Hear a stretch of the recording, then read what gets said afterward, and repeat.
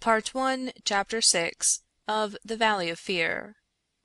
This recording is in the public domain. The Valley of Fear by Sir Arthur Conan Doyle.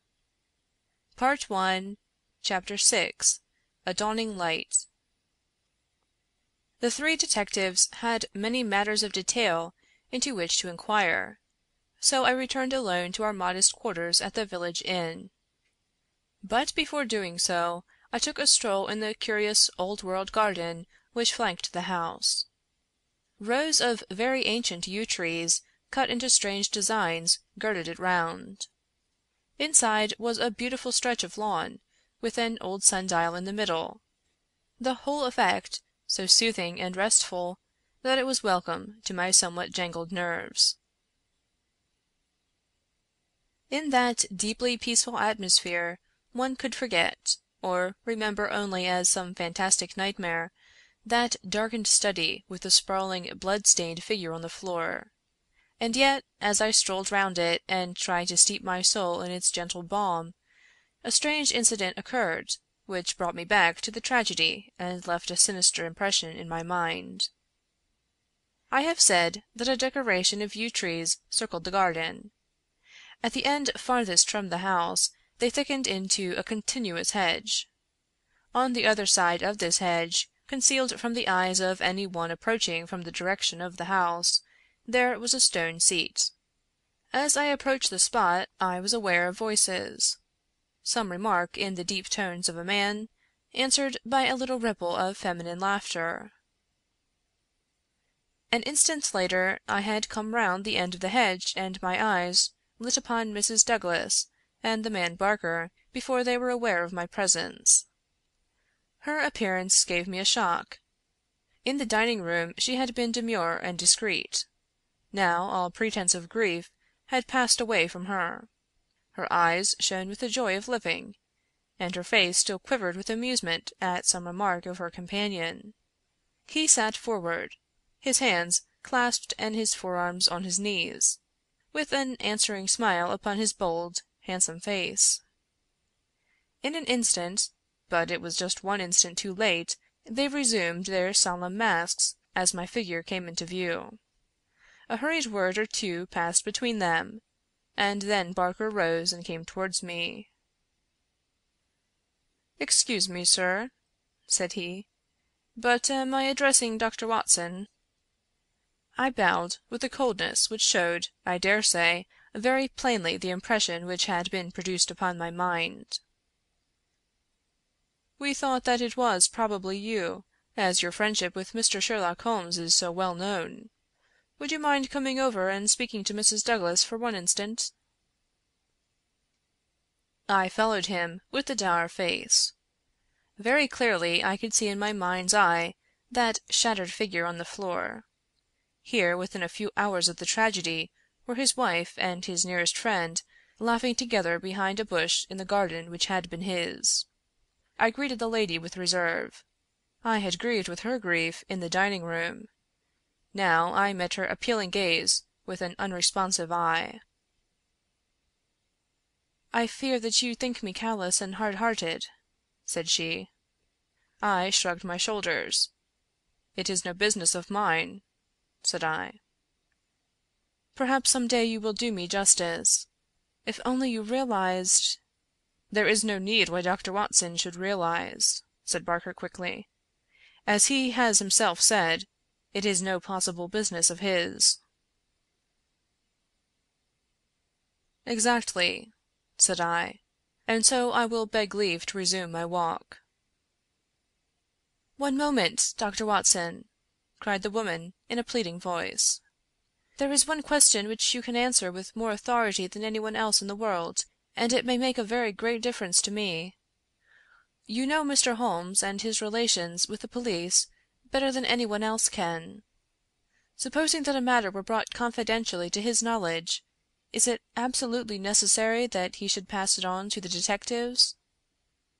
" Yes, that's it," said Barker eagerly. " Is he on his own, or is he entirely in with them?"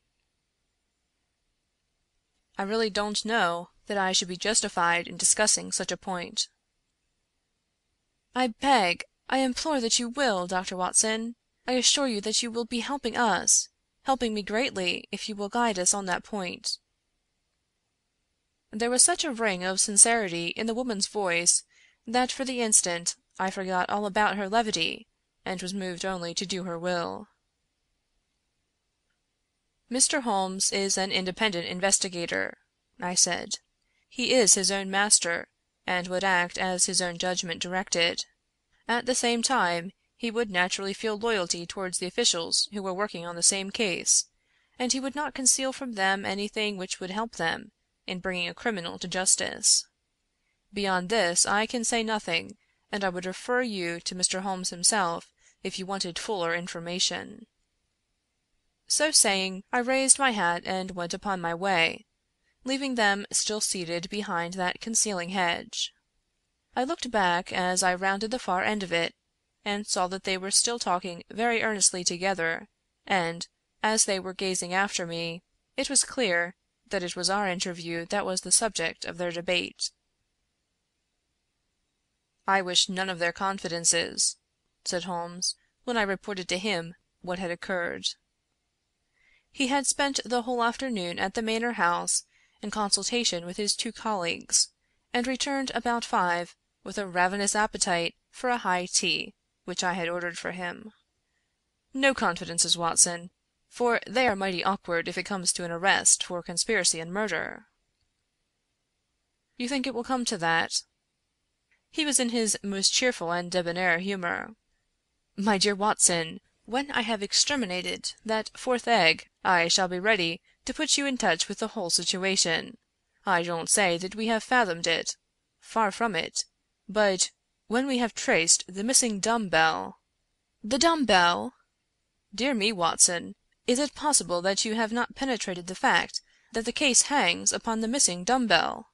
Well, well, you need not be downcast, for between ourselves I don't think that either Inspector Mac or the excellent local practitioner has grasped the overwhelming importance of this incident.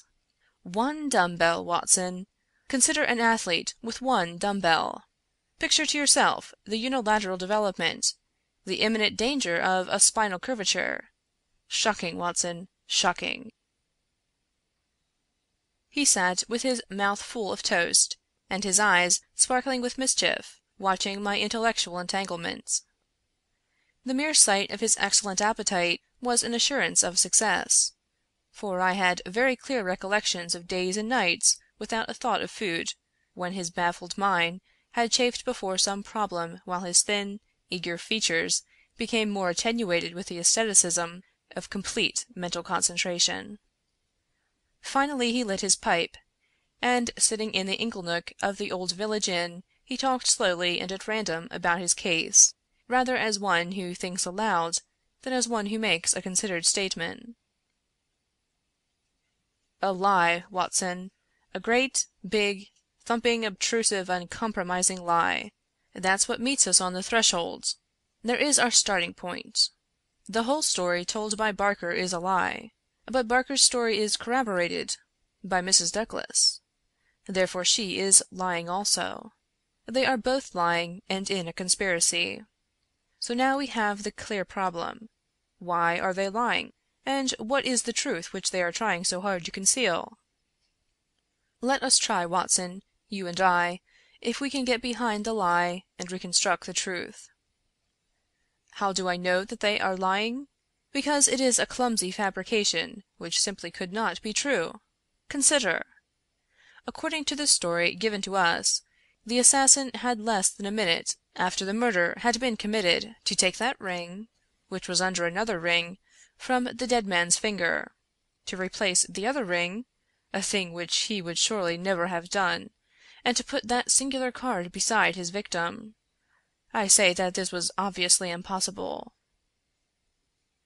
You may argue, but I have too much respect for your judgment, Watson, to think that you will do so, that the ring may have been taken before the man was killed. The fact that the candle had been lit only a short time shows that there had been no lengthy interview. Was Douglas, from what we hear of his fearless character, a man who would be likely to give up his wedding ring at such short notice, or could we